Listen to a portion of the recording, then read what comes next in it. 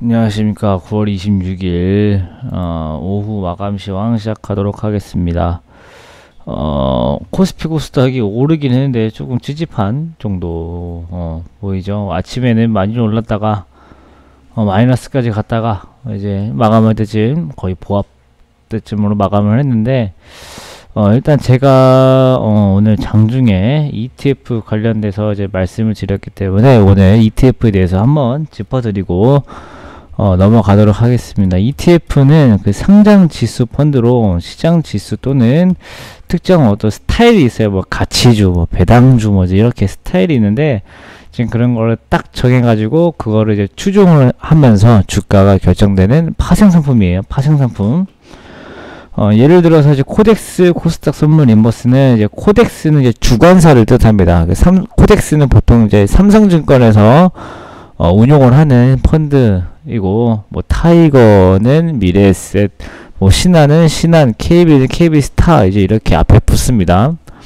그 다음에 코스닥 선물이란 말은 이제 코스닥의 그 파생상품 선물을 뜻하고, 인버스는 역이란 뜻입니다. 그러니까 삼성증권에서 주관하는 코스닥 선물을 역으로 추종하는 상품이다 라는 해석이 뜻이고, 그러니까 쉽게 말씀드리면은 코스닥 선물이 1% 상승하면 1% 하락하고 1% 하락하면 1% 상승하는 하게끔 초기에 설정을 해놓은 파생 상품이에요. 물론 조금씩의 괴리율은 있습니다. 괴리율은 있고, 그나마 코덱스, 이렇게 삼성증권이 그 괴리율이 좀 없이 추적 오차가 제일 적게 잘 쫓아갑니다.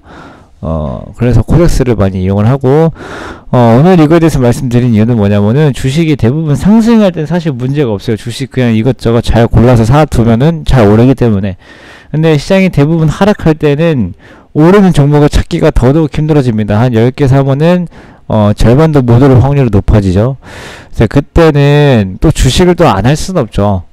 주식하는 사람들은 또 주식을 안 할 수 없고, 또 그런 와중에도 오른 종목들이 있기 때문에 하게 되는데, 일단은 그래도 좀 안전벨트는 매야 되긴 하기 때문에, 그 안전벨트 차원으로 이제 ETF를 이제 제가 말씀을 드리는 거고, 실제로 일반 개인이 뭐 공매도 뭐 대주 이제 이런 거는 못 하잖아요. 그래서 이제 파생 상품을 이용해서 하락하는 시장에서도 조금 방어를 할 수 있게끔 해드리는 거고, 사실 코스닥 선물이나 코스피 선물을 그냥 파생 상품 선물에서 매도를 쳐버리면 됩니다. 사실 그게 제일 확실한 방법이긴 하지만은, 코스닥이랑 코스피 선물은 개인이 한 1,500만원 정도, 1,000만원 이상은 사시고, 또 2,000만원 이상 있으실 때 한 계약 정도 매도해야 1,000만원 단위로, 정확하게 800만원 정도 단위로, 해지가 되는 거기 때문에, 저희가 몇백만원씩 주식을 사는 게, 해지를 하려고 그러면 사실상 이런 ETF를 이용하는 것이 가장 적합합니다. 또 이제 현실적으로 또 이제 개별 종목의 등락률이 지수보다 크기 때문에, 사실 종목을 가지고 있고 코스닥 선물 인버스를 가지고 있는다고 해도 시장이 떨어지면은 손실이 나는 건 어쩔 수가 없어요. 손실이 나는 건 어쩔 수가 없는데, 그나마 그 손실을 줄일 수 있다라는 거. 그 다음에 주식이 떨어지면은 오히려 나중에 선물 인버스가 이제 올라오잖아요. 이제 어느 정도 이제 바닥쯤 왔겠다, 반등이 나오겠다 싶을 때 인버스를 매도를 합니다. 그럼 이제 매도 차익이 생기죠. 그러면 그 매도 차익으로 떨어진 종목들한테 받쳐주면 되는 거예요. 그래서 그 인버스로 번 돈을 주식이 하락한 기간대에 떨어졌던 종목들에 잘 받쳐주면서 주식이 오를 때 금방금방 회복이 되게끔 이렇게 좀 자금적으로 안정적으로, 자금적인 안정감을 줄 수 있고, 또 심리적으로 떨어져도 나는 잘 방어하고 있어 라는 심리적인 안정감까지 얻을 수 있는 방법이기 때문에 ETF를 오늘 말씀드렸고, 사실 장이 오르면 ETF는 손실이죠. 근데 뭐 장이 오른다고 이제 ETF 손실이라고 크게 슬퍼하실 필요 없습니다. 장이 올라서 ETF가 손실이면은 나머지 개별 종목이 그 손실률을 덮었을 겁니다. 만약에 개별 종목 수익률이 ETF 인버스 수익률보다 안 되면은 그 주식을 잘못 산 겁니다. 그래서 대부분은 이렇게 되기 때문에, 근데 만약에 ETF에서 이제 차손이 발생하잖아요. 그러면은 이 차손을 저희는 어떻게 표현하냐면은 해지 비용이에요. 그러니까 내가 하락하니까 보험이죠. 그러니까 사람이 아플 거에 대비해서 보험을 들어놓고 보험비를 내는데 사실 안 아프면 그 보험비가 날리는 게 되잖아요. 나중에 환급을 해도 100%가 안 나오고 마찬가지입니다. 보험이라고 생각하시고, 또 만약에 지수가 어느 정도 위까지 올라왔으면은 그 인버스를 사실 추가해서 하시면 되는 겁니다. 하나의 주식처럼 생각하시고, 양방향으로 움직일 수 있는 방법이기 때문에 제가 이제 이걸 소개시켜 드렸으니까 적극적으로 잘 활용을 하셨으면 좋을 것 같고, 일단 ETF는 주식처럼 주식계좌를 통해서 거래하지만은 파생상품으로 분류가 되기 때문에 증권사의 파생상품 미용고지 동의서 작성을 해야 하고, HTS 또는 MTS 아니면 증권사 홈페이지 아니면 ARS 등을 통해서 신청을 하셔야 매매를 할 수가 있습니다. 계좌는 똑같이 주식계좌 그대로 사용 가능하십니다. 그 다음에 이제 오늘 아침에도 말씀드렸던 뉴스인데,